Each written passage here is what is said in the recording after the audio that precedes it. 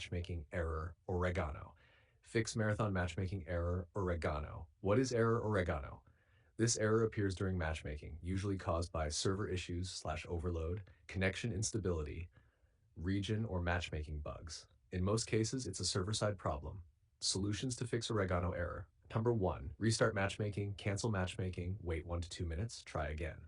Simple but works often. Number 2. Check server load. If matchmaking fails repeatedly, servers are likely overloaded. Try playing at off-peak hours, switching time, late night works best. 3. Restart game and PC. Fully close the game, restart PC, relaunch and try again.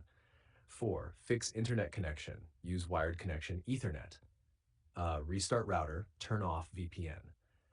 Flush DNS, open command prompt admin. You can see the code in our conversation history. Now 5. Change region if available. Try a different matchmaking/server region. Can fix queue bugs. 6. Verify game files. Steam, library, right-click game properties. Installed files verify integrity.